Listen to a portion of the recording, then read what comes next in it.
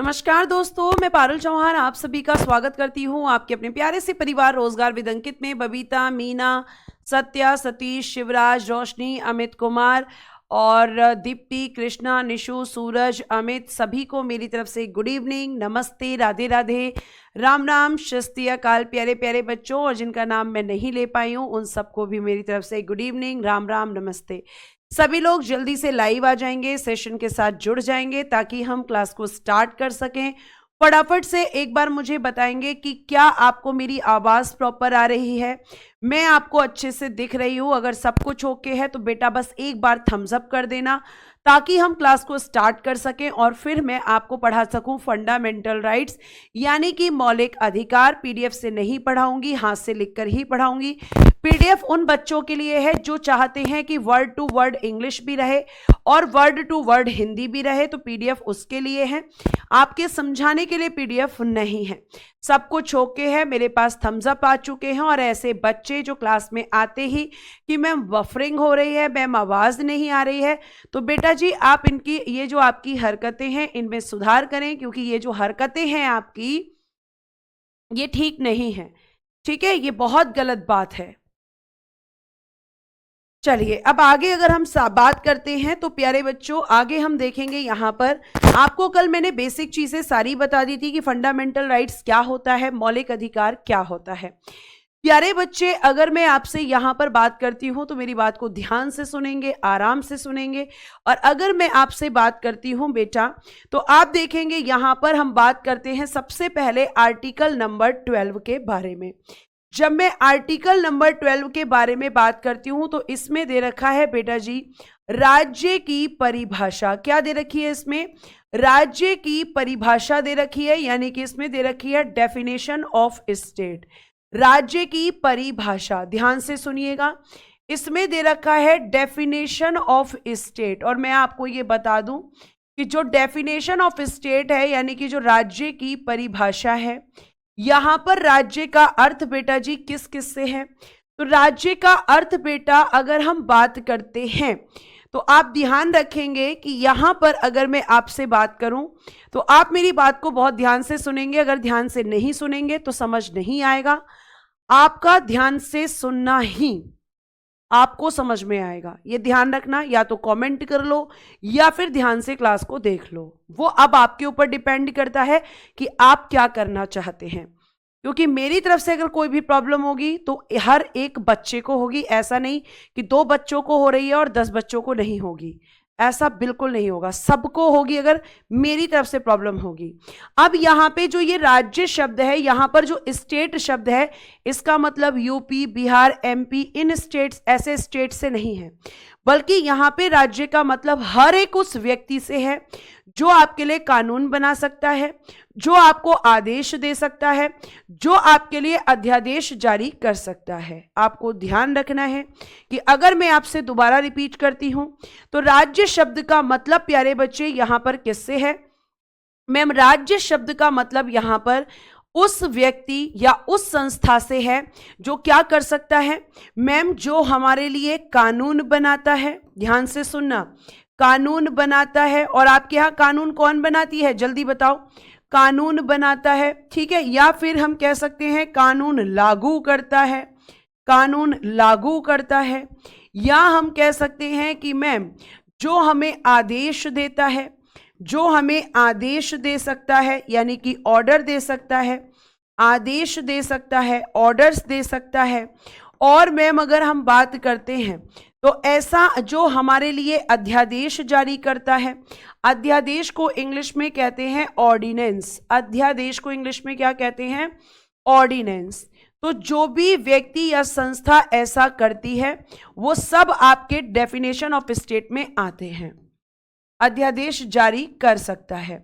जैसे मैम आप कोई एग्जाम्पल बता सकती हैं? जी हाँ, जैसे आपकी भारत सरकार और संसद, देखो मैंने लिखा हुआ है, जैसे बेटा जी आपकी भारत सरकार और संसद ये हमारे लिए कानून बनाती भी हैं और कानूनों को लागू भी करती हैं। उसके बाद मैंने आपको लिखवा रखा है राज्यों की सरकारें एवं विधानमंडल यानी लेजिस्लेचर और स्टेट गवर्नमेंट, सभी स्थानीय प्राधिकारी जिसमें आपकी नगर पालिका, पंचायत जैसी संस्थाएं आती हैं, अन्य प्राधिकारी जिसमें आपका ONGC आ जाता है, ठीक है। उसके अलावा मैम हमारी जो यूनिवर्सिटी होती है, मतलब जो विश्वविद्यालय होते हैं, उसके अलावा हमारे जो कमीशंस होते हैं, जो आयोग, जैसे आप अभी किसकी तैयारी कर रहे हैं मैम, SSC GD की तैयारी कर रहे हैं, तो SSC GD के लिए जो नोटिफिकेशन आता है, आपके लिए जो यहाँ पर नोटिफिकेशन आता है, आप फॉर्म भरते समय उसको फॉलो करते हैं कि नहीं करते मैम? करते हैं। लेकिन आपके घर में अगर आपको कोई ऑर्डर दिया जाता है तो क्या आप उसको मानने के लिए कंपलसरी होते हैं? नहीं, हम झूठ बोलकर काम कर लेते हैं, लेकिन यहां नहीं कर सकते, क्योंकि ये अथॉरिटी हैं, ये पावर्स हैं, इनके दिए गए ऑर्डर्स, इनके द्वारा बनाए गए कानून, ये सब प्यारे बच्चे आपको मानने होते हैं। UP board, CBSE board, UPSC, SPSC, ये जो भी ऑर्डर्स आपको देंगे इनको मानना होगा। SSC जो भी ऑर्डर देगी आपको मानना होगा। क्या आप यहां पर बाकी किसी ऐसे लोगों के ऑर्डर मानते हैं? जैसे मैं एग्जांपल आपको दूं कि मैं आपको जो बात बोलती हूं सब मानते हैं? नहीं मैम, हम नहीं मानते। लेकिन अगर SSC ने कह दिया कि ये वाली चीज चाहिए तो आप उसको मानेंगे, क्योंकि उसके पास अथॉरिटी है, क्योंकि उसके पास पावर है। ठीक है, इतनी बात आपको समझ में आ गई है? अगर आ गई हो तो बेटा जी थम्स अप कर दें फटाफट। फिर यहाँ पे आर्टिकल 13 में आपको पढ़ाने वाली हूं। आर्टिकल 13 को मैं पहले अपनी भाषा में लिख देती हूं। देखिए, आर्टिकल 13 जो होता है, ध्यान से सुनिएगा। आर्टिकल 13 अनुच्छेद 13 ऐसी विधियों को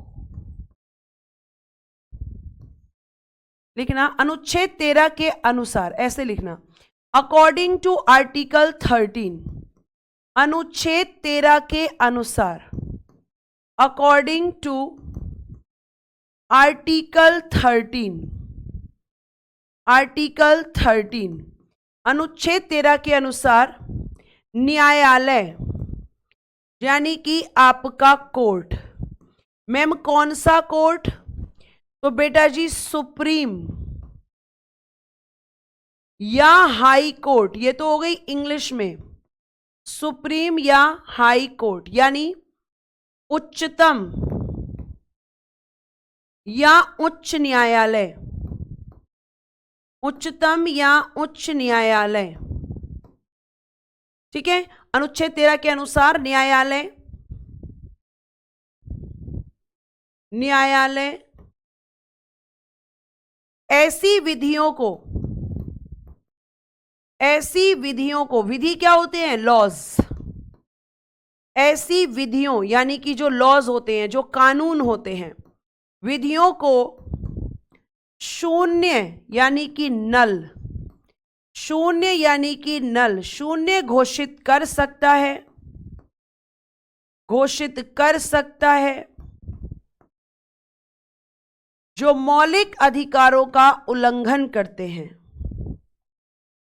ऐसी विधियों को शून्य कर सकता है जो मौलिक अधिकारों का उल्लंघन करती हैं, जो मौलिक अधिकारों यानी फंडामेंटल राइट्स, मौलिक अधिकारों का उल्लंघन यानी violation of fundamental rights, violation of fundamental rights उल्लंघन करती हैं। मैम एग्जाम्पल देकर समझाओ।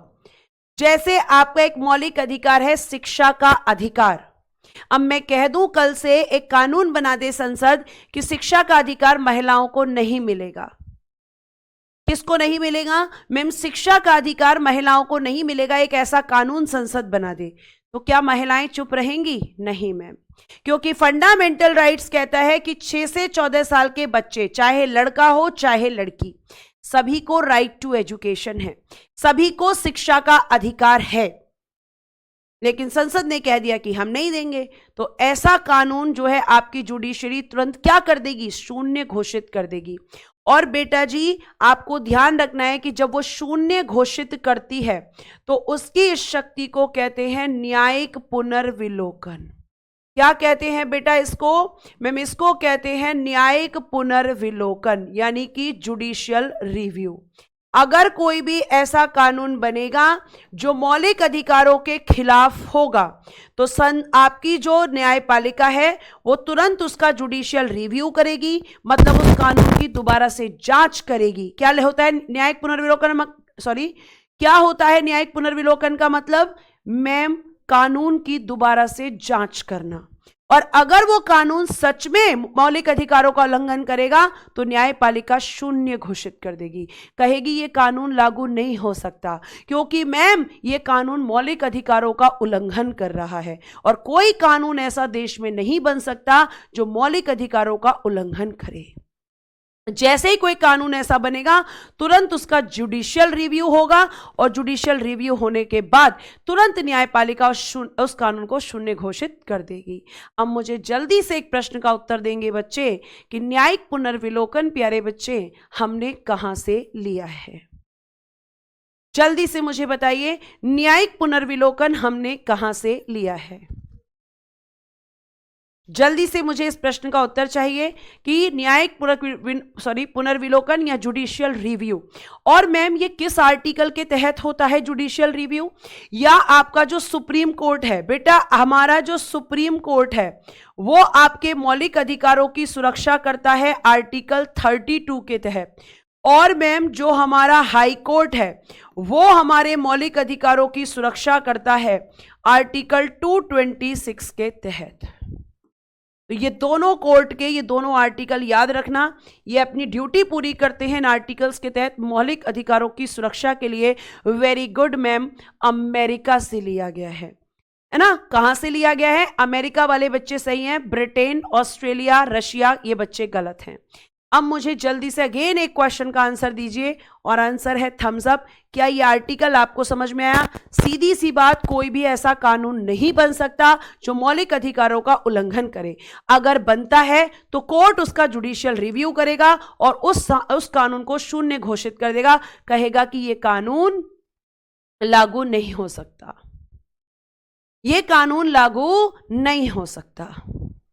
ठीक है बच्चे, आगे चलते हैं। आगे आइए, यहां पर कुछ बच्चों का उद्देश्य क्लास में आने का केवल कमेंट करना है और वो अपना नुकसान कर रहे हैं, बार बार मैं आपको बता रही हूं। आर्टिकल 14 ये कहता है विधि के समक्ष समता, विधि के समक्ष समता, विधि के समक्ष समता और विधि के समान संरक्षण, विधि के समान संरक्षण, विधि के समक्ष समता और विधि के समान संरक्षण। इंग्लिश में लिखिएगा equality before the law, equality before the law, और बेटा जी equal protection of the law, equality before the law और बच्चे equal protection of law, equal protection of the equal protection of law। यानी ये कह रहा है कि कानून की नजर में सब बराबर हैं। क्या लिखा है? कानून की नजर में सब बराबर हैं। कानून के लिए कोई ऊपर नहीं है, कोई नीचे नहीं है, कोई उच्च जाति, कोई निम्न जाति नहीं है, कोई अमीर नहीं है, कोई गरीब नहीं है। क्या कह रहा है आर्टिकल 14? सीधा कहता है सिंपल भाषा में, कानून की नजर में सब बराबर हैं, कानून के लिए सब समान है, सब समान है। कानून किसी के साथ भेदभाव नहीं करता है, कानून किसी के साथ डिस्क्रिमिनेशन नहीं करता है। लेकिन क्या मैम सच में ऐसा है? क्या मैम सच में ऐसा है? नहीं, सच में ऐसा नहीं है। और इसीलिए इस आर्टिकल के बेटा जी अपवाद हैं, इस आर्टिकल के एक्सेप्शन भी हैं। और एक्सेप्शन क्या है? कौन कौन एक्सेप्शन है? तो मैम हमारे देश के राष्ट्रपति जी हैं एक्सेप्शन, अपवाद। इनको कानून जो है छूट देता है। मैम हमारे देश में एक राज्यपाल होते हैं, यानी राज्यों में राज्यपाल होते हैं जिन्हें हम गवर्नर कहते हैं, इनको भी कानूनी मामलों में छूट होती है। मैम हमारे यहाँ पर एमपी हैं और हमारे यहाँ पर एमएलए हैं, इनको भी कुछ छूट दी जाती हैं। तो ये सब इसके अपवाद हैं आर्टिकल 14 के। ऐसा बिल्कुल नहीं है मैम, ऐसा बिल्कुल नहीं है मैम कि इसमें हम कह दें कि कानून बराबर है तो बराबर है, नहीं, ये सब इसके अपवाद हैं। इनके लिए कानून छूट देता है, इनके लिए क्या देता है, कानून छूट देता है। ठीक है, हिंदी में भी लिखा है और इंग्लिश में भी। प्लीज आप बोर्ड की तरफ फोकस रखा करें, वरना पूरा बैच खत्म हो जाएगा और तुम्हारी हिंदी इंग्लिश खत्म नहीं होगी। ठीक है, बहुत बढ़िया। शीतल कह रही है आर्टिकल 11। बेटा आर्टिकल 11 अभी पंखे पे लटका है ना, अभी थोड़ी देर में नीचे आएगा और फिर मैं आपको बताऊंगी। आर्टिकल 11 पंखे पे लटक रहा है अभी। पढ़ो मत, बस टीचर को परेशान करो, है ना, यही हमारा उद्देश्य है मैम।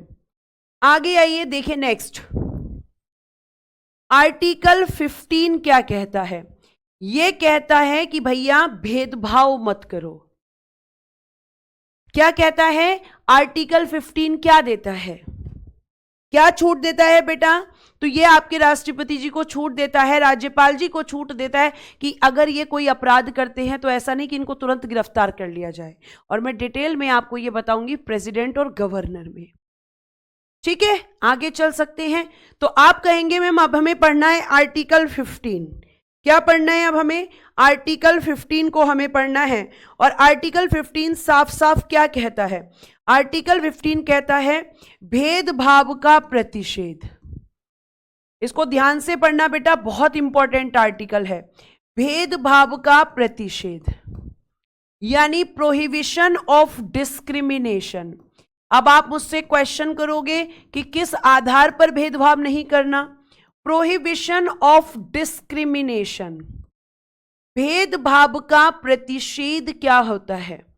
तो मैम भेदभाव का प्रतिषेध होता है कि समाज में समानता लेकर आनी है, समाज में इक्वालिटी लेकर आनी है, ये आपको ध्यान रखना है। और प्यारे बच्चे, अगर आप मुझसे पूछेंगे कि मैम किस आधार पर भेदभाव नहीं करना, तो उसका जवाब देता है आर्टिकल 15 का सब क्लॉज 1। ये क्या कहता है? कहता है कि बेटा जी धर्म, मूलवंश, इंग्लिश भी लिखूंगी अभी, धर्म, मूलवंश, जाति, लिंग और जन्म स्थान, कितने ग्राउंड्स हैं बेटा? ये कितने आधार हैं ये? मैम ये है हमारे 5 आधार, ये है हमारे 5 आधार। ये सीधा क्वेश्चन पूछ लिया जाता है कि आर्टिकल 15 में कितने ग्राउंड्स हैं? मैम 5 ग्राउंड्स हैं। और कहा जा रहा है कि इन आधारों पर किसी के भी साथ भेदभाव नहीं करना है। रिलीजन, रेस, कास्ट, जेंडर मतलब मेल और फीमेल के बीच भी नहीं करना है, और प्लेस ऑफ बर्थ के आधार पर भी नहीं करना है। प्लेस ऑफ बर्थ, लेकिन आपको मैंने बताया था कि आर्टिकल 15 किसके लिए है?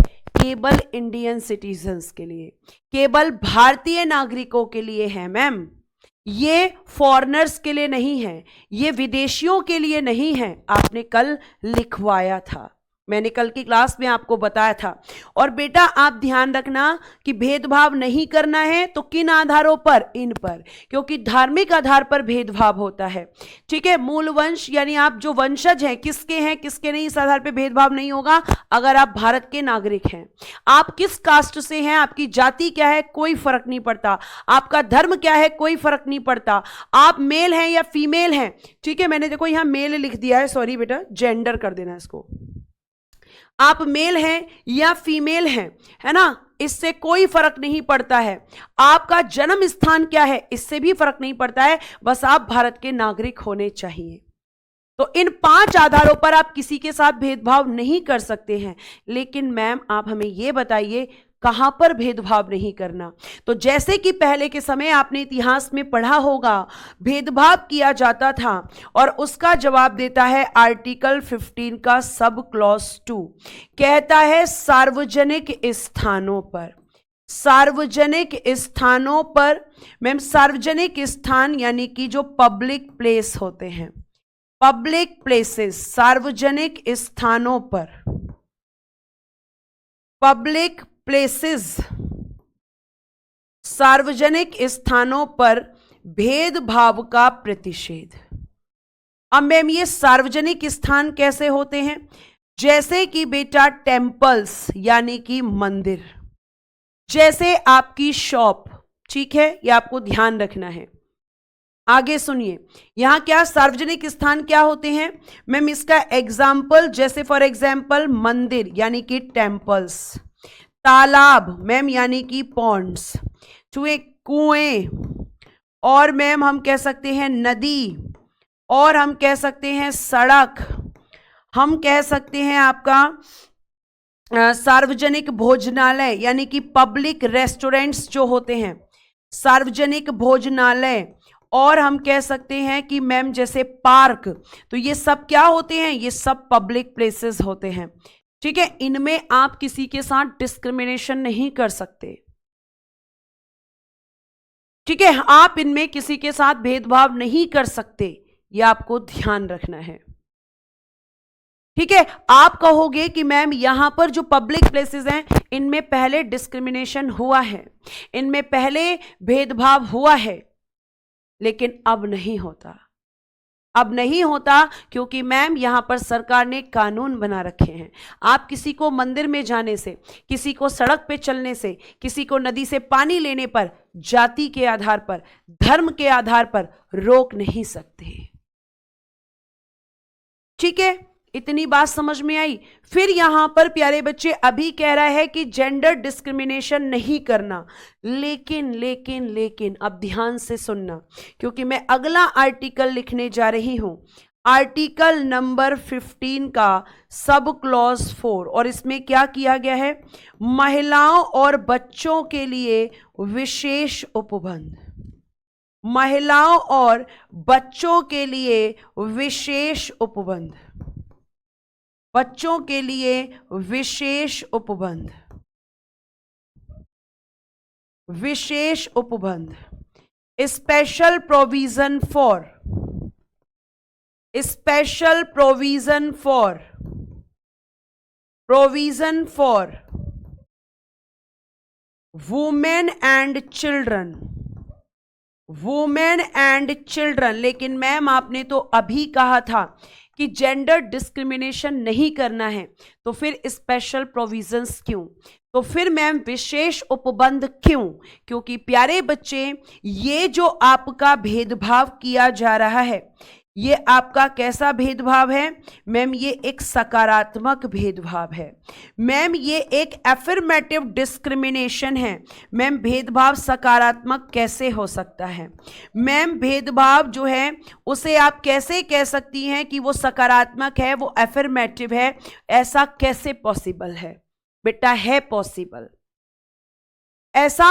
एक मिनट, सॉरी, मैंने 15 का 3, सॉरी 15 का 3 लिख दीजिएगा, सॉरी बच्चे, I am really very sorry. 15 का 3 होगा, हाँ सॉरी बेटा, आई एम सॉरी, 2 के बाद मैंने 4 लिख दिया था, 3 होगा, हाँ जी ये गलती हुई है मुझसे। आगे देखिए, कह रहा है, मैंने लिखा है कि सकारात्मक भेदभाव यानी कि एफर्मेटिव डिस्क्रिमिनेशन होता है मैम। और एफर्मेटिव डिस्क्रिमिनेशन की या सकारात्मक भेदभाव की जब हम बात करते हैं, तो भेदभाव सकारात्मक कैसे हो सकता है मैम? वो तो हमेशा नेगेटिव होता है। क्योंकि बेटा अगर मैं आपसे एग्जांपल लूं, मान लीजिए एक पेरेंट्स हैं, उन पेरेंट्स के 3 बच्चे हैं, 2 बच्चे फिजिकली बिल्कुल फिट हैं, उनको कोई दिक्कत नहीं है, लेकिन एक बच्चा है जो फिजिकली फिट नहीं है, मेंटली फिट नहीं है। तो आप मुझे ये बताइए कि पेरेंट्स सबसे ज़्यादा सहानुभूति किससे रखेंगे मैम? उस बच्चे से रखेंगे जो फिजिकली फिट नहीं है, जो मेंटली फिट नहीं है। क्यों? क्योंकि दोनों बच्चे सक्षम हैं, लेकिन वो बच्चा सक्षम नहीं है, और पेरेंट्स उसकी एक्स्ट्रा केयर करेंगे, उसकी एक्स्ट्रा जो है उसके लिए मतलब एक्स्ट्रा चीज़ें करेंगे। क्यों करेंगे मैम? क्योंकि वो वीक है, क्योंकि मैम वो बाकी दोनों बच्चों की तरह नहीं है। तो ऐसे ही आपका समाज है, आपके समाज में महिलाओं को, SC ST को वो अधिकार नहीं मिले थे जो अधिकार पुरुष को दिए गए थे। और ये जानकारी आपको देता है इतिहास। आप अगर अपने इतिहास में देखेंगे तो महिलाओं को शिक्षा का अधिकार नहीं था, महिलाओं को डिसीजन मेकिंग पावर यानी निर्णय लेने में कोई अधिकार नहीं था। महिलाओं को बोला गया ये घर है, इस घर में रहो। इस घर में अगर हम बात करते हैं यहां पर, तो आप ध्यान रखेंगे कि उस घर में केवल उसकी जिम्मेदारी थी बच्चों को पालना, पति को खुश रखना और अपने सास ससुर की देखभाल करना। उसे अधिकार नहीं था अपने लिए कोई भी आवाज उठाने का। तो आप कहेंगे कि मैम ये जो हमारा अधिकार है, ये जो हमें विशेष उपबंध महिलाओं के लिए किए गए, वो इसलिए किए गए क्योंकि इन्हें पहले अधिकार नहीं मिले, तो इन्हें भी अधिकार दिए जा सकें। महिलाओं को घर में जलाया जाता था पहले, महिलाओं को दहेज के लिए जलाया जाता था पहले। तो अगर हम यहां पे कह सकते हैं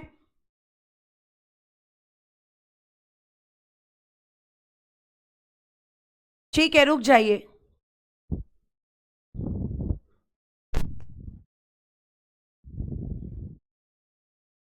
चलो बेटा आप बताना कैसी चल रही है। ठीक है, मैंने चेंज कर दिया है वाईफाई, अब ध्यान से सुनिए। तो अगर आपके समाज में एक ऐसा हिस्सा है जो कि अगर मैं बात करती हूं समाज में कमजोर है, तो उस व्यक्ति उसको उठाने के लिए क्या कर सकते हैं, स्पेशल प्रोविजन। और इस तरह के व्यक्ति के लिए जब स्पेशल प्रोविजंस किए जाते हैं, इस तरह की जो आपके विशेष उपबंध होते हैं वो पॉजिटिव होते हैं। तो महिलाओं को जो अधिकार नहीं मिले उन्हें स्पेशल प्रोविजंस की जरूरत थी, इसीलिए किया गया। फिर आती है बच्चों के लिए। आप जानते हैं कि बच्चों को सबसे ज्यादा एक्सप्लॉइट किया जाता था, उनका शोषण किया जाता था। तो प्यारे प्यारे बच्चों, इनके लिए भी स्पेशल प्रोविजंस हुए हैं। और एक मैं आपको पढ़ाऊंगी आर्टिकल 24। अभी भी नहीं चल रही है क्या? अब तो यहां से क्लास चल रही है, अब क्या दिक्कत है बेटा? यहां से क्लास चल रही है, एक बार रिफ्रेश कीजिए वीडियो को, एक बार रिफ्रेश कीजिए प्लीज। एक बार बच्चे बताएंगे कि वीडियो ठीक चल रही है नहीं। मैंने वाईफाई चेंज कर दिया है, अब ठीक चल रही है, मैं चेक कर रही हूं और बिल्कुल ठीक है बेटा, यहां से सब ठीक है। मैम परेशान कर रहे हैं आपको, बहुत बढ़िया, चलिए ठीक है ना। तो ये आर्टिकल 15 का सब क्लॉज 3। अब इन्हीं की तरह आपके समाज में एक और वीकर सेक्शन है, उसके लिए भी स्पेशल प्रोविजन है, उसके लिए भी विशेष उपबंध है। और वो उपबंध क्या है बेटा, ध्यान से सुने। आर्टिकल नंबर 15 का सब क्लॉज 4, इसमें दिया गया है बेटा जी SC ST SEBC। अब मैम इनकी full form, schedule caste, schedule tribes, schedule tribes, और मैम इनको कहते हैं सोशली एंड एजुकेशनली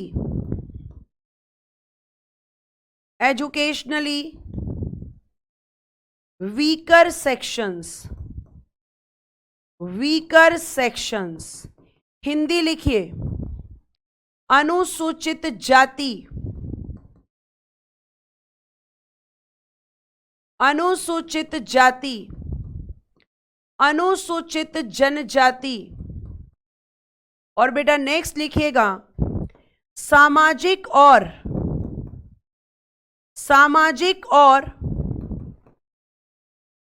शैक्षणिक रूप से पिछड़ा वर्ग, शैक्षणिक रूप से पिछड़ा वर्ग, जिसे आज आप OBC कहते हैं, जिसे आज आप OBC कहते हैं, अदर बैकवर्ड क्लासेस। तो इन सब को प्यारे बच्चे इस आर्टिकल के अंदर क्या दिया गया था, इस आर्टिकल में ऐसा क्या था प्यारे बच्चे, अगर मैं आपको यहां पे बताऊं तो आप यहां पे कहेंगे बेटा कि मैम अगर हम यहां पर बात करते हैं तो इस आर्टिकल में इन सबको रिजर्वेशन दिया गया था। मैम इस आर्टिकल में इन सब के लिए आरक्षण दिया गया था। अब बच्चा पूछेगा आरक्षण कहां पर दिया गया था, तो बेटा जी शैक्षणिक संस्थानों में। कहां दिया गया था? शैक्षणिक संस्थानों में, यानी कि मैम एजुकेशनल इंस्टीट्यूशंस में।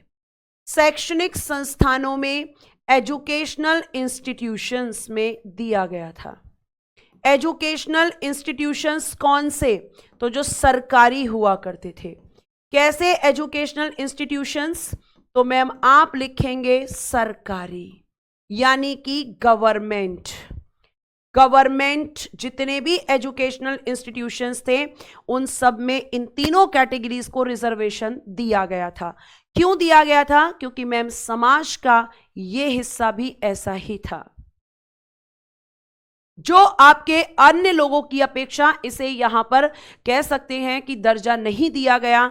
उच्च जातियों ने निम्न जातियों का शोषण किया, इसलिए। ठीक है, अब आगे चलते हैं। रिजर्वेशन के टॉपिक पर बहुत ज्यादा मुद्दा नहीं उठाना है, ठीक है। और आप बेटा जो बच्चे फालतू को कमेंट करते हैं उनके कमेंट्स में लेने वाली नहीं हो। अगर आपका क्वेश्चन रिलेटेड टू टॉपिक होगा तो मैं बिल्कुल आपका लूंगी। गौतम कुमार जी, यहां से कोई दिक्कत नहीं है, आप रिफ्रेश कीजिए एक बार वीडियो को, ठीक है। अब ये हो गया आपका 15 का सब क्लॉज 4। अगर मैं आपसे आगे बात करती हूं बच्चे, तो आप यहां पे मुझे एक थम्स अप के थ्रू रिस्पांस देंगे कि क्या ये आर्टिकल आपको समझ में आया। बताइए जल्दी से, फटाफट से। क्लास में दिमाग के दरवाजे खोलकर बैठें, धर्म और जाति को थोड़ी देर के लिए अपने दिमाग से थोड़ा दूर करें बेटा। अगर टीचर आपको कोई बात बता रहा है तो इसका मतलब ये नहीं है कि वो उसी जाति से, इसलिए आपको उस जाति के बारे में ऐसा बोल रहा है, ठीक है। चलिए, थैंक यू सो मच बच्चों, रिस्पांस देने के लिए आपका बहुत बहुत शुक्रिया। उन बच्चों का जो क्लास को बहुत अच्छे से करते हैं और रिस्पांस भी करते हैं, आपका दिल से शुक्रिया। आगे प्यारे बच्चे अगर मैं बात करती हूं तो आर्टिकल 15 का सब क्लॉज 5 क्या कहता है? ये कहता है कि भैया जो एससी हैं, जो एसटी हैं, जो एसईबीसी हैं, अब फुल फॉर्म मत पूछना, ऊपर ही लिखी हुई है, तो इस आर्टिकल में भी दिया गया है आरक्षण। इनको अब फिर दिया गया यहां पर रिजर्वेशन। लेकिन मैम अब किस में दिया गया रिजर्वेशन? तो अभी तक गवर्नमेंट इंस्टीट्यूशंस में था, सरकारी शैक्षणिक संस्थानों पे था, यहां पे निजी एवं उच्च शैक्षणिक संस्थानों में, निजी एवं उच्च शैक्षणिक संस्थानों में, निजी एवं उच्च शैक्षणिक संस्थानों में, यानी आप लिख सकते हैं private and higher educational institutions, private and higher educational institutions, higher educational institutions, इनमें दिया गया है मैम इनको आरक्षण। जैसे आईआईटी, आईआईएम, इनमें भी रिजर्वेशन दिया गया है। इतनी बात समझ में आ रही है? एससीबीसी नहीं होगा, एसईबीसी होगा। निशांत सिंह जी, हाँ ठीक है। आगे चलते हैं। आ गए एक और महान हस्ती क्लास में, रिकॉर्डेड वीडियो है। मैम नाम पढ़ो हमारा, क्योंकि हम आ गए हैं कहने कि ये रिकॉर्डेड वीडियो है। चलो आ जाओ। जिस कक्षा में तुम पढ़ रहे हो वहां से पढ़कर तुम्हारा टीचर निकल चुका है। आर्टिकल 15 और आर्टिकल 16 का सब क्लॉज 6, ये दोनों हम एक साथ पढ़ेंगे। क्यों मैम? दोनों एक साथ क्यों पढ़ेंगे?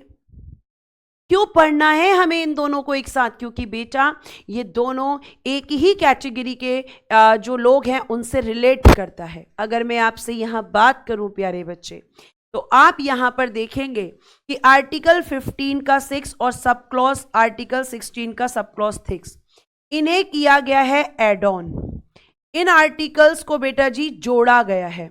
अब जोड़ा गया है तो क्या किया गया होगा? संशोधन किया गया होगा मैम। तो बेटा जी इसके लिए हुआ संशोधन, यानी कि अमेंडमेंट। और संशोधन कौन करता है? जल्दी से कमेंट बॉक्स में बताइए। और अमेंडमेंट कौन सा था मैम? 103वां संविधान संशोधन 2019। सीए का मतलब है कॉन्स्टिट्यूशन अमेंडमेंट, सीए का मतलब है संविधान संशोधन। और प्यारे बच्चे अब मैं बताती हूं कि इसमें क्या है। तो बेटा आर्टिकल 15 का सब क्लॉज 6, इसमें कहा गया है EWS economic weaker section, economic weaker section, weaker section, आर्थिक रूप से पिछड़ा वर्ग, हिंदी में कहेंगे आर्थिक रूप से पिछड़ा वर्ग। आर्थिक रूप से पिछड़ा वर्ग मतलब जिसकी इनकम बहुत कम होती है ना, जो अपने बेसिक खर्चों को भी पूरा नहीं कर पाते हैं। तो आर्थिक रूप से पिछड़ा वर्ग, वेरी गुड मैम, संसद संशोधन करती है, शाबाश। तो 15 के 6 में क्या है, EWS। आप कह सकते हो कि EWS के लिए मैम यहां पर दिया गया है शैक्षणिक संस्थानों में आरक्षण, शैक्षणिक संस्थानों में आरक्षण, शैक्षणिक संस्थानों में आरक्षण, reservation in educational institutions, reservation in educational institutions, educational institutions, ठीक है, इंस्टीट्यूशंस, ये दिया गया है 15 के 6 में। तो मैम 16 के 6 में क्या दिया गया है, नौकरियों में आरक्षण, ठीक है, क्या दिया गया है।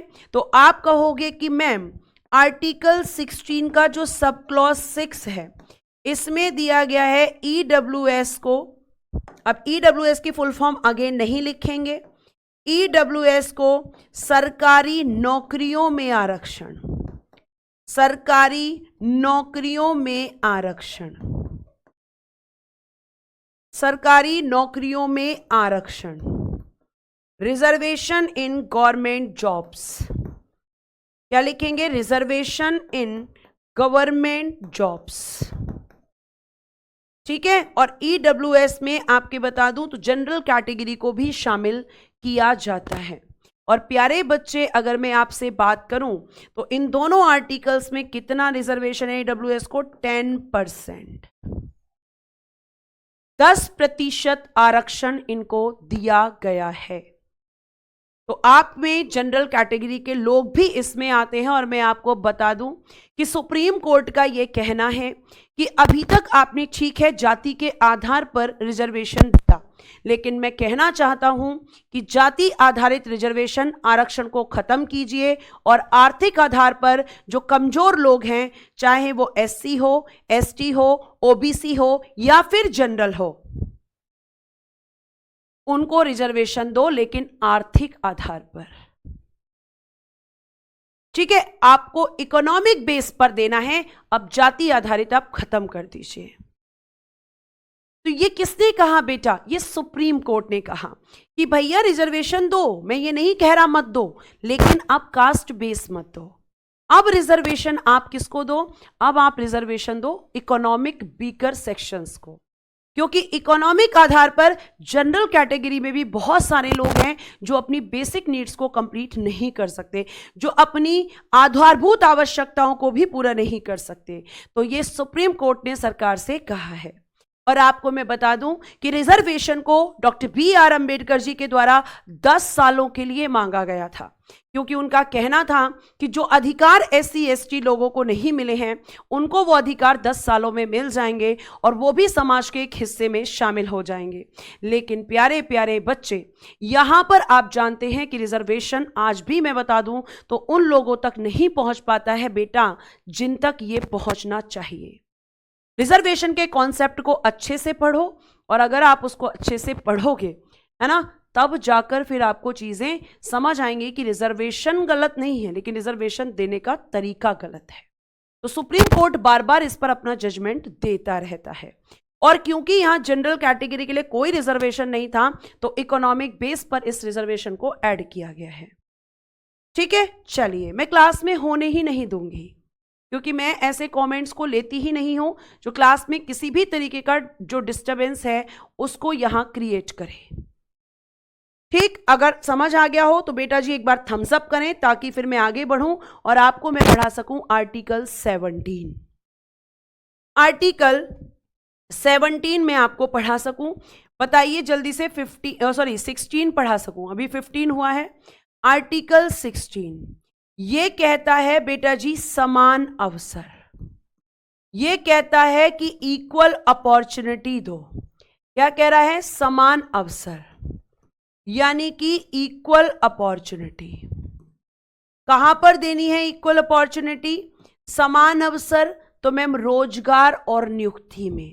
मैम जो गवर्नमेंट जॉब होती हैं, very good, thank you so much बेटा, आप इतना साथ देते हैं, यही जानकर बहुत खुशी होती है, आपका दिल से धन्यवाद। ठीक है, तो कह रहा है समान अवसर दो, इक्वल अपॉर्चुनिटी दो। तो यहां पे प्यारे बच्चे जब इक्वल अपॉर्चुनिटी की बात हो रही है तो मैम किस में, आखिर किस में समान अवसर देना है मैम, ये भी बताइए। तो प्यारे बच्चे अगर हम बात करते हैं तो आप यहां पर लिखेंगे कि जो समान अवसर था, समान अवसर किस में देना है? तो आर्टिकल 16 का सब क्लॉज 1 कहता है कि भैया समान अवसर देना है रोजगार एवं नियुक्ति में। रोजगार एवं नियुक्ति में, कहां पर? रोजगार एवं नियुक्ति में, यानी कि आप कह सकते हैं अपॉइंटमेंट एंड, या फिर लिख सकते हैं employment and appointment. Employment and appointment. अब मुझे ये बताओ कि सरकारी नौकरियों में तुम्हें इक्वल अपॉर्चुनिटी मिलती है कि नहीं? एम्प्लॉयमेंट एंड अपॉइंटमेंट मिलती है कि नहीं?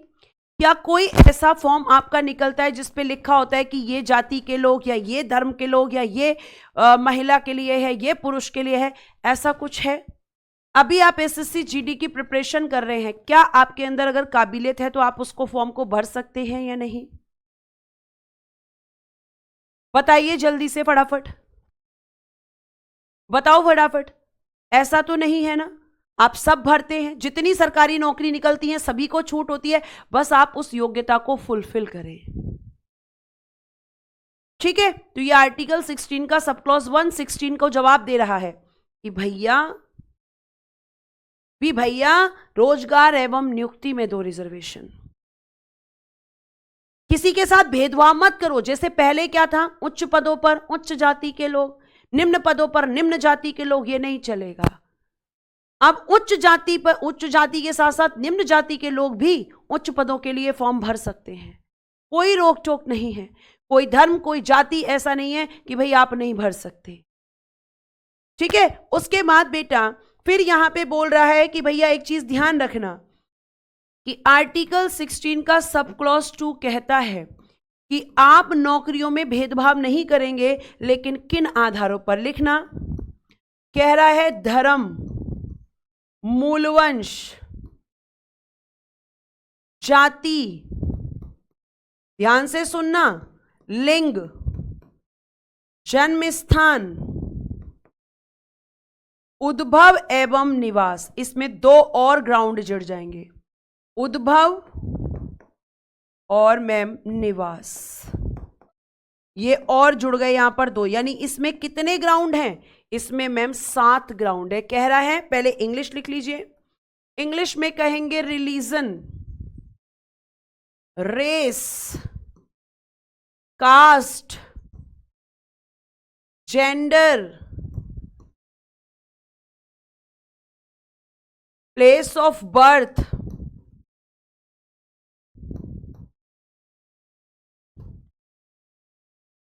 डिसेंट,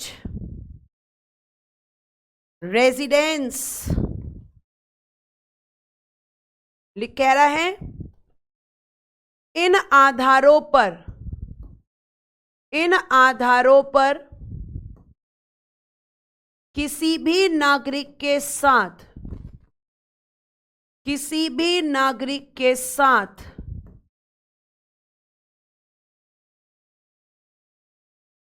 रोजगार एवं नियुक्ति में भेदभाव नहीं होगा। भेदभाव नहीं होगा, यानी इक्वल अपॉर्चुनिटी मिलेगी जॉब में। ये कह रहा है आर्टिकल 16 का सब क्लॉज 2। तो इसमें कितने ग्राउंड हैं? 7। और उसमें कितने ग्राउंड थे? 5। ये डायरेक्टली एक बार एसएससी ने क्वेश्चन पूछ लिया था कि आर्टिकल 16 में कितने ग्राउंड्स हैं, कितने आधार हैं। जय पुरोहित जी, रेस का मतलब है मूल वंश, मतलब आप किसके वंशज हैं, आप किसके वंशज थे। अगर आज आप भारत के नागरिक हैं तो आपका वंश क्या था, कोई मैटर नहीं करता। ठीक है, यह आपको ध्यान रखना है। इतनी बात समझ में आ गई है? आगे चलिए। आ गई हो तो फिर से रिस्पॉन्स करेंगे। आपको आर्टिकल खत्म होते ही रिस्पॉन्स करना है बेटा, क्योंकि आपका रिस्पॉन्स मेरे लिए बहुत ही जरूरी है। आपका रिस्पॉन्स आते ही मुझे ये पता चलता है कि आपको चीजें समझ में आ चुकी हैं। ठीक है, thank you so much.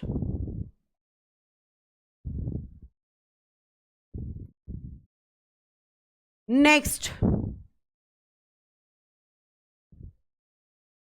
Article 17, इसमें लिखिएगा अस्पृश्यता का अंत। अस्पृश्यता का अंत यानी abolition of untouchability. Abolition of untouchability, जिसे प्यारे बच्चे आप साधारण शब्दों में कई बार कह देते हैं छुआछूत। और पहले पूरा लिख लीजिए, फिर मैं पूरा एक साथ समझाती हूं। इसी के नीचे इसके साथ लिखेंगे आर्टिकल 35, संसद को यह अधिकार देता है, संसद यानी कि पार्लियामेंट, यानी कि पार्लियामेंट संसद को यह अधिकार देता है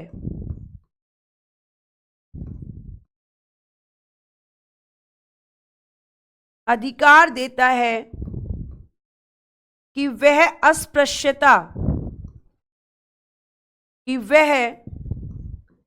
अस्पृश्यता यानी कि अनटचेबिलिटी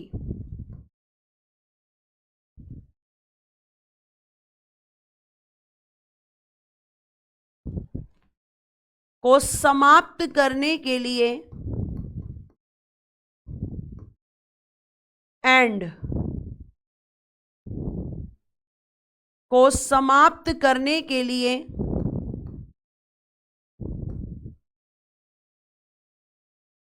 कानून बना सकती है, कानून बना सकती है। अब आप ध्यान से सुनो। आप कहो मुझसे कि मैम अस्पृश्यता क्या है, आप मुझसे कहो कि मैम अगर हम यहां पे आपसे पूछें कि छुआछूत क्या है, तो बेटा इसकी कोई डेफिनेशन है ही नहीं। इसके डेफिनेशन तो संविधान में भी नहीं है बच्चे, तो मैं आपको कैसे बताऊं। तो फिर मैम ये कहां से आया, तो बेटा ये एक सामाजिक बीमारी है, ये एक सामाजिक रोग है कि भाई अगर हम इसको छू लेंगे तो हम इसकी तरह हो जाएंगे। क्या ऐसा होता है? काश ऐसा होता कि हम किसी को छूते और हम उसकी तरह हो जाते, तो कोई भी काला कभी भी गोरा बन जाता है ना। तुरंत गोरे व्यक्ति को छूता, अगले दिन वो काला। कोई फेयर एंड लवली का ऐड नहीं आता, कोई आपके ब्यूटी प्रोडक्ट नहीं बनते। क्यों? क्योंकि जरूरत ही नहीं बनती है ना। आज हमें बनना है, मान लीजिए आज मुझे मेरा मन कर रहा है कि आज के दिन मैं जो है स्कूल की प्रिंसिपल बन जाऊं, तो मैं जाके प्रिंसिपल को छू लेती, अगले दिन मैं प्रिंसिपल हो जाती, कितना अच्छा होता। अब आपको नौकरी लेनी है, आप जाकर किसी भी सेलेक्टेड बंदे को छू लेते, अगले दिन आप वर्दी पहन लेते, कितना खुश होते हम, है ना, हम कितना खुश हो जाते। लेकिन ऐसा होता नहीं है। ये सिर्फ और सिर्फ एक सामाजिक मानसिकता थी कि हम उसको छुएंगे तो हम उसके जैसे हो जाएंगे। और यहां संसद के सामने भी यह प्रॉब्लम आई कि संसद को कहा गया कि अस्पृश्यता को खत्म करना है, छुआछूत को खत्म करना है। तो संसद ने क्या कहा कि भैया, ये संसद ने कहा, ये संसद गई सुप्रीम कोर्ट के पास कि सुप्रीम कोर्ट भैया मुझे ये बता दो छुआछूत क्या है। तो सुप्रीम कोर्ट बोला छुआछूत कुछ है ही नहीं, ये तो एक मानसिक बीमारी है, सामाजिक बीमारी है, जो हमारे इतिहास में लोगों ने इसको पैदा कर दिया और आज तक हम इसको झेल रहे हैं। तो कुछ नहीं है छुआछूत, लेकिन फिर भी संसद तुम्हें इसे खत्म करना है। तो संसद बोली अरे वाह, ठीक है, फिर मैं इसे खत्म करती हूं। जब इसकी डेफिनेशन नहीं है तो संसद ने SC/ST एक्ट बना दिया। अब करके देखो जरा तुम, अब बताऊंगी मैं तुम्हें। तो ये आपको ध्यान रखना है, ठीक है। उसके बाद प्यारे बच्चे, आपका एक बड़ा ही प्यारा सा आर्टिकल है, आर्टिकल 35 ने संसद को शक्ति दे दी और संसद ने SC/ST एक्ट बना दिया। आप प्यारे बच्चे, एक है आपका आर्टिकल 18, बड़ा प्यारा सा आर्टिकल है, कह रहा है कि उपाधियों का अंत करो, उपाधियों का अंत, कह रहा है अबॉलिशन ऑफ टाइटल्स। अब बहुत सारे बच्चे कहेंगे कि टाइटल्स क्या होते हैं, टाइटल्स किसको बोलते हैं, उपाधियां किसको बोलते हैं। तो मैं बताती हूं बेटा जी, टाइटल्स या उपाधियों का अगर मैं एग्जाम्पल आपको दूंगी, जैसे आपने सुना है राजा एक टाइटल है, महाराजा एक टाइटल है, आपने सुना है मैम कि यहां पर आपका सरदार एक टाइटल है, महात्मा एक टाइटल है, आपने बताया लॉर्ड एक टाइटल है, ये सब टाइटल थे, उपाधियां थी। तो ये कह रहा है आर्टिकल 18 खत्म करो भैया, किसी को उपाधि नहीं मिलेगी, कोई अपने नाम के आगे इस तरह की उपाधियां नहीं लगाएगा। क्यों नहीं लगाएगा भैया? इसीलिए नहीं लगाएगा कि संविधान समानता की बात करता है, संविधान इक्वालिटी की बात करता है बेटा। वो आपके समाज में डिस्क्रिमिनेशन की बात नहीं करता। और ये जो उपाधियां जिन लोगों के नाम के सामने लगती हैं, वो लोग अन्य की अपेक्षा अपने आप को ज्यादा समझते हैं। तो हमें ज्यादा समझाना ही नहीं है, हमें तो सबको बराबर रखना है। लेकिन क्या इस आर्टिकल के एक्सेप्शन है? जी हां मैम, इस आर्टिकल का एक्सेप्शन भी है, इस आर्टिकल का अपवाद है। और अपवाद क्या है? तो मैम इस आर्टिकल के दो अपवाद हैं, दो जगह उपाधियों का प्रयोग होता है। एक तो मैम विद्या यानी कि अकेडमिक में, और दूसरा मैम उपाधियों का यूज होता है सेना यानी कि मिलिट्री में। क्योंकि मैम पढ़ाई करने से हमें जो उपाधि मिली है वो हमारी मेहनत से। अब कोई MBBS करता है तो हम उसे डॉक्टर कहते हैं, कोई स्कूल का प्रिंसिपल है तो हम उसे प्रिंसिपल कहते हैं। किस आधार पे? अकेडमिक बेस पर, विद्या के आधार पर। मिलिट्री में जाएं, आप कोई सैनिक है तो सैनिक कहते हैं, कर्नल है तो कर्नल कहते हैं, ब्रिगेडियर है तो ब्रिगेडियर कहते हैं। आप ऐसा तो है नहीं कि आप सबको जाके नाम से बुलाने लगोगे, नहीं मैम। आप मुझे मैम कहते हैं तो मैम मुझे क्यों कहते हैं? विद्या। मैं कल आपको, आप फौज में चले जाएंगे, सैल्यूट करूंगी सामने से, है ना, और आपको मैं फौजी कहूंगी। क्यों कहूंगी? क्योंकि मैम सेना में भी टाइटल्स का यूज होता है। तो ये दो इसके अपवाद हैं, यहां टाइटल्स का यूज हो सकता है। क्या अवार्ड टाइटल होते हैं? क्या पुरस्कार उपाधियां होती हैं? जी नहीं, अवार्ड टाइटल नहीं होते, पुरस्कार उपाधियां नहीं होती हैं बेटा। क्यों? क्योंकि पुरस्कार आपको सम्मान के लिए दिया जाता है, पुरस्कार आपको मोटिवेट करने के लिए दिया जाता है, पुरस्कार टाइटल की कैटेगरी में नहीं आता। आज के लिए इतना ही रखते हैं। उम्मीद करती हूं कि आप लोग अच्छे से चीजों को पढ़ेंगे। और बेटा प्लीज सबको मैं समझाना चाहूंगी, जाते जाते एक बात, सुननी है, पसंद है तो सुन लीजिए, नहीं पसंद है तो आप क्लास ऑफ भी कर सकते हैं। लेकिन ध्यान रखना कि अगर मेहनत नहीं करोगे और लगातार कमेंट्स पर फोकस करोगे, क्लास में मस्ती करोगे, तो जिंदगी भी फिर तुम्हारे साथ मस्ती ही करेगी। मस्ती करने का समय होता है, तुम्हारी उम्र है, लेकिन मस्ती उस समय करो जब मस्ती का समय होता है। ये नहीं कि क्लास में आप टीचर को परेशान करने के उद्देश्य से आए, क्योंकि ऐसा अगर आप कर रहे हैं तो टीचर तो समझ जाएगा, लेकिन कहीं ना कहीं आप अपने रास्ते से भटक जाएंगे। और रास्ते से आपको नहीं भटकना है, सिलेक्शन लेना है, सम्मान समारोह में आना है। अगर कभी भी लगे कि मैं हार रहा हूं या हार रही हूं, तो एक बार अपनी माँ की तरफ देख लेना, जो आज भी तुम्हारे लिए मंदिर में दुआ मांग रही होगी तुम्हारे सिलेक्शन के लिए। आज के लिए इतना ही। Thank you so much, bye bye, take care and good day everyone. जय हिंद, जय भारत। हंसते रहें, मुस्कुराते रहें और हमेशा खुश रहें। कल आपकी क्लास हो सकती है तो शेड्यूल जरूर देख लीजिएगा। टेलीग्राम ग्रुप में भी मैं आपको इन्फॉर्म कर दूंगी अगर क्लास होगी तो, ठीक है। तो आप एक्टिव रहिएगा। और कारण मैं आपको बता चुकी हूं कि मैं जितनी जल्दी पॉलिटी कंप्लीट करूंगी उतनी जल्दी आपका हिस्ट्री भी स्टार्ट होगा। तो आज के लिए आपका बहुत बहुत बहुत शुक्रिया बच्चों। Thank you.